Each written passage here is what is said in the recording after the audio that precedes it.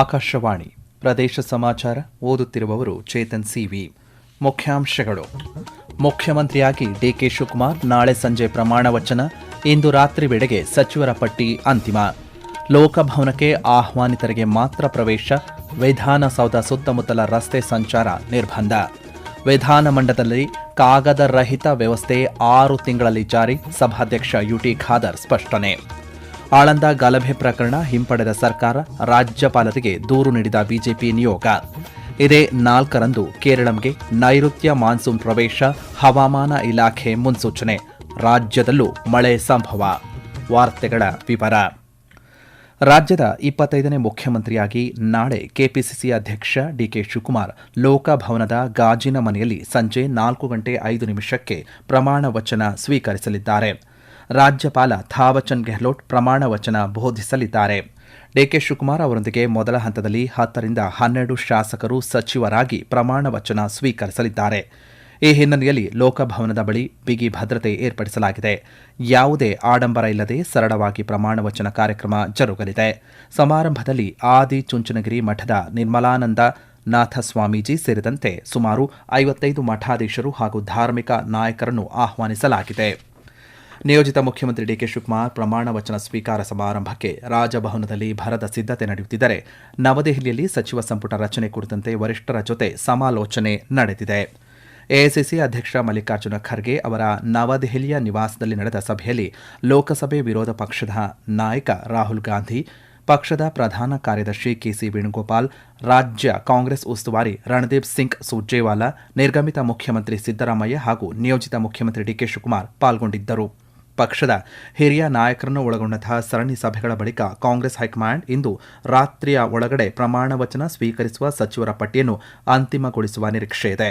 ನಾಳೆ ಮೊದಲ ಹಂತದಲ್ಲಿ 10 ರಿಂದ 12 ಹಿರಿಯ ನಾಯಕರು ಪ್ರಮಾಣ ವಚನ ಸ್ವೀಕರಿಸಲಿದ್ದು, ವಿಧಾನ ಪರಿಷತ್, ರಾಜ್ಯಸಭೆ ಚುನಾವಣೆ ಬಳಿಕ ಸಂಪುಟ ವಿಸ್ತರಣೆ ನಡೆಯಲಿದೆ ಎಂದು ಐಎಎನ್ಎಸ್ ಸುದ್ದಿ ಸಂಸ್ಥೆ ವರದಿ ಮಾಡಿದೆ.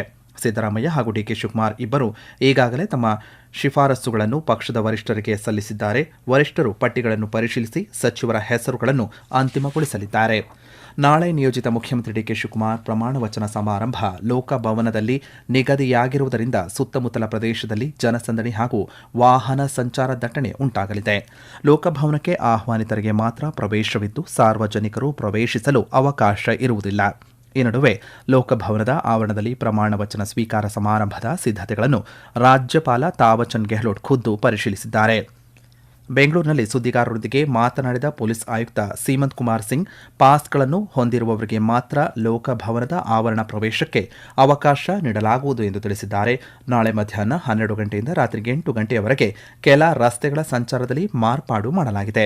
ಕಬ್ಬನ್ ರಸ್ತೆಯ ಬಿಆರ್ವಿ ಜಂಕ್ಷನ್ನಿಂದ ಸಿಟಿಒ ಜಂಕ್ಷನ್ವರೆಗೆ ಹಾಗೂ ಸಿಟಿಒ ವೃತ್ತದಿಂದ ಲೋಕಭವನದವರೆಗೆ ಕಾರ್ಯಕ್ರಮದಲ್ಲಿ ಭಾಗಿಯಾಗಲು ಅವಕಾಶ ಕಲ್ಪಿಸಿರುವ ವಾಹನಗಳನ್ನು ಹೊರತುಪಡಿಸಿ ಎಲ್ಲಾ ಮಾದರಿಯ ವಾಹನಗಳ ಸಂಚಾರವನ್ನು ನಿರ್ಬಂಧಿಸಲಾಗಿದೆ ಎಂದು ಸ್ಪಷ್ಟಪಡಿಸಿದ್ದಾರೆ.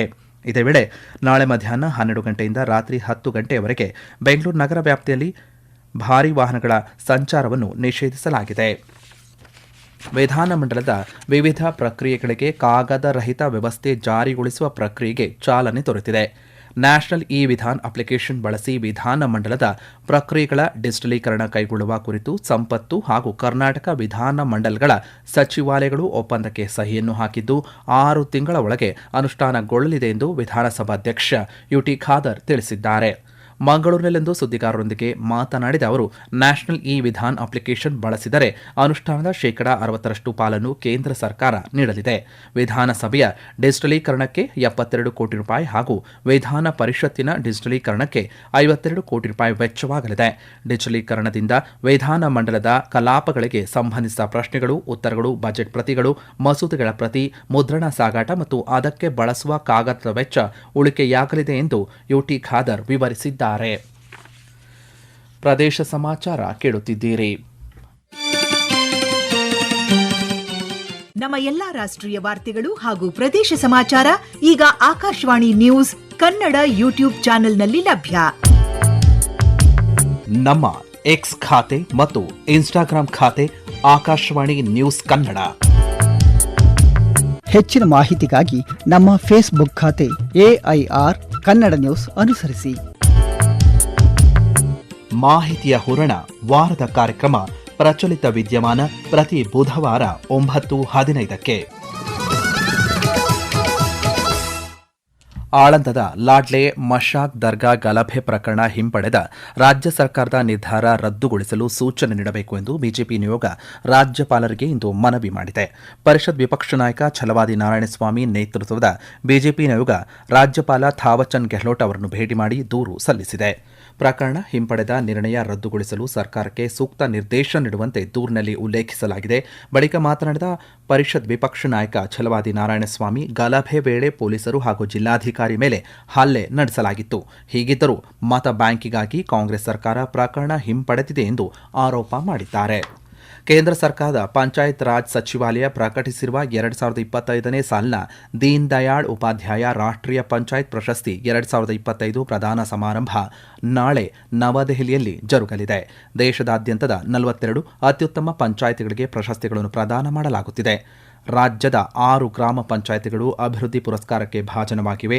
ಆಯ್ಕೆಯಾದ 6 ಗ್ರಾಮ ಪಂಚಾಯಿತಿಗಳಲ್ಲಿ 5 ಪಂಚಾಯಿತಿಗಳು ಉಡುಪಿ ಜಿಲ್ಲೆಗೆ ಸೇರಿವೆ.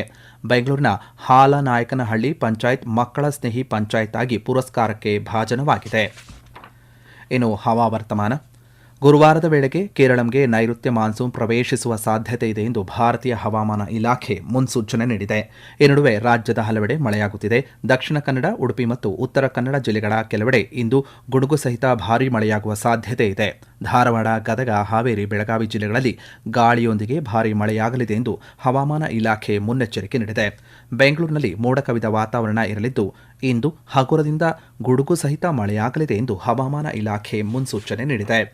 ಚಿಕ್ಕಮಗಳೂರು ಜಿಲ್ಲೆಯ ಮಲೆನಾಡು, ಅರೆಮಲೆನಾಡು ಭಾಗದಲ್ಲಿ ಕಳೆದ 4 ದಿನಗಳಿಂದ ವ್ಯಾಪಕ ಮಳೆಯಾಗುತ್ತಿದೆ. ಚಿಕ್ಕಮಗಳೂರು ನಗರ, ಲಕ್ಯ, ಸಖರಾಯಪಟ್ಟಣ, ಆಲ್ಡೂರು, ವಸ್ತಾರೆ, ಮಲ್ಲಂದೂರು, ಶೃಂಗೇರಿ, ಕಳಸ ಸೇರಿ ಹಲವೆಡೆ ಗಾಳಿ ಸಹಿತ ಮಳೆಯಾಗುತ್ತಿದ್ದು, ಹಲವೆಡೆ ವಿದ್ಯುತ್ ಕಂಬಗಳು, ಮರಗಳು ಉರುಳಿ ಬಿದ್ದಿದ್ದು ದುರಸ್ತಿ ಕಾರ್ಯ ಜರುಗುತ್ತಿದೆ. ಮಳೆಯ ಹಿನ್ನೆಲೆಯಲ್ಲಿ ಇಂದು ಅಧಿಕಾರಿಗಳೊಂದಿಗೆ ಸಭೆ ನಡೆಸಿದ ಜಿಲ್ಲಾಧಿಕಾರಿ ಭವರ್ಸಿಂಗ್ ಮೀನಾ ಮಳೆಯಿಂದ ಉಂಟಾಗುವ ಅಪಾಯ, ಹಾನಿ ತಡೆಗಟ್ಟಲು ತುರ್ತು ಕ್ರಮ ವಹಿಸುವಂತೆ ಅಧಿಕಾರಿಗಳಿಗೆ ಸೂಚನೆ ನೀಡಿದ್ದಾರೆ. ದಕ್ಷಿಣ ಕನ್ನಡ ಜಿಲ್ಲೆಯಲ್ಲಿ ಮಳೆಗಾಲ ಎದುರಿಸಲು ಜಿಲ್ಲಾಡಳಿತ ಸಕಲ ಸಿದ್ಧತೆಯನ್ನು ನಡೆಸಿದೆ. ತಹಸೀಲ್ದಾರ್ ಹಂತದಲ್ಲಿ ಜಿಲ್ಲೆಯ 9 ತಾಲೂಕುಗಳಲ್ಲಿ ತುರ್ತು ಪರಿಹಾರ ಕ್ರಮಗಳಿಗಾಗಿ ಒಟ್ಟು 3,25,00,000 ಲಭ್ಯವಿದ್ದು, ಅಗತ್ಯವಿದ್ದಲ್ಲಿ ಇನ್ನೂ ಹೆಚ್ಚಿನ ಅನುದಾನ ಒದಗಿಸಲಾಗುವುದು ಎಂದು ಜಿಲ್ಲಾಧಿಕಾರಿ ದರ್ಶನ್ ಹೆಚ್ವಿ ತಿಳಿಸಿದ್ದಾರೆ. ಇದೇ 4ರಿಂದ ಜಿಲ್ಲೆಯಲ್ಲಿ ಮುಂಗಾರು ಆರಂಭವಾಗಲಿದೆ ಎಂದು ಹವಾಮಾನ ಇಲಾಖೆ ಮುನ್ಸೂಚನೆ ನೀಡಿದೆ. ಈ ಹಿನ್ನೆಲೆಯಲ್ಲಿ ಸಂಭವನೀಯ ಕೃತಕ ನೆರೆ, ಪ್ರವಾಹ ಸೇರಿದಂತೆ ಪ್ರಾಕೃತಿಕ ವಿಕೋಪದಂತಹ ಪರಿಸ್ಥಿತಿಗಳನ್ನು ಎದುರಿಸಲು ಜಿಲ್ಲಾಡಳಿತ ಸಿದ್ಧವಾಗಿದೆ. ಜಿಲ್ಲೆಯಲ್ಲಿ ಒಟ್ಟು 115 ಕಾಳಜಿ ಕೇಂದ್ರಗಳನ್ನು ಗುರುತಿಸಲಾಗಿದೆ ಎಂದು ಅವರು ಮಾಹಿತಿ ನೀಡಿದ್ದಾರೆ. ಮಂಗಳೂರಿಗೆ ಮಹಾನಗರ ಪಾಲಿಕೆಯ 60 ವಾರ್ಡ್ಗಳಿಗೆ ಎಂಜಿನಿಯರ್ಗಳನ್ನು, 223 ಗ್ರಾಮ ಪಂಚಾಯಿತಿ ವ್ಯಾಪ್ತಿಯಲ್ಲಿ ಪಿಡಿಒಗಳು, 13 ನಗರ ಸ್ಥಳೀಯ ಸಂಸ್ಥೆಗಳಲ್ಲಿ ಮುಖ್ಯಾಧಿಕಾರಿಗಳನ್ನು ಇನ್ಸಿಡೆಂಟ್ ಕಮಾಂಡರ್ಗಳಾಗಿ ನೇಮಕ ಮಾಡಲಾಗಿದೆ ಎಂದು ತಿಳಿಸಿದ್ದಾರೆ. ಇನ್ನು ಸಂಕ್ಷಿಪ್ತ ಸುದ್ದಿಗಳು. ಡಾಕ್ಟರ್ ಮನಮೋಹನ್ ಸಿಂಗ್ ಬೆಂಗಳೂರು ನಗರ ವಿಶ್ವವಿದ್ಯಾನಿಲಯದ ಆರೋಗ್ಯ ಕೇಂದ್ರದ ವತಿಯಿಂದ ವಿದ್ಯಾರ್ಥಿಗಳು ಮತ್ತು ಸಿಬ್ಬಂದಿ ವರ್ಗದವರಿಗೆ ಇಂದು ಉಚಿತ ಆರೋಗ್ಯ ತಪಾಸಣೆ, ರಕ್ತದಾನ ಶಿಬಿರ ಮತ್ತು ನೇತ್ರದಾನ ನೋಂದಣಿ ಕಾರ್ಯಕ್ರಮ ಜರುಗಿತು. ಕಾರ್ಯಕ್ರಮವನ್ನು ಕುಲಪತಿ ಪ್ರೊಫೆಸರ್ ರಮೇಶ್ ಬಿ ಉದ್ಘಾಟಿಸಿದರು.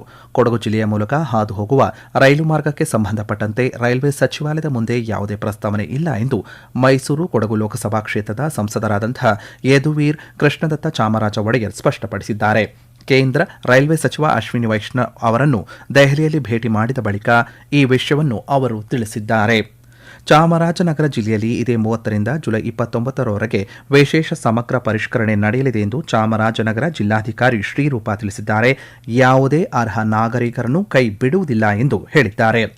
ಮಳೆಗಾಲದಲ್ಲಿ ಸಾರ್ವಜನಿಕರು ತಮ್ಮ ಆರೋಗ್ಯದ ಹಿತದೃಷ್ಟಿಯಿಂದ ಸೊಳ್ಳೆಗಳಿಂದ ಹರಡುವ ರೋಗಗಳಾದ ಡೆಂಘಿ, ಚಿಕುನ್ಗುನ್ಯಾ, ಮಲೇರಿಯಾ ಮತ್ತು ಆನೆಕಾಲು ರೋಗಗಳ ವಿರುದ್ಧ ಮುನ್ನೆಚ್ಚರಿಕೆ ವಹಿಸುವುದು ಅತ್ಯಂತ ಅಗತ್ಯವಾಗಿದೆ ಎಂದು ಬೀದರ್ ಜಿಲ್ಲಾಧಿಕಾರಿ ಶಿಲ್ಪಾ ಶರ್ಮಾ ತಿಳಿಸಿದ್ದಾರೆ.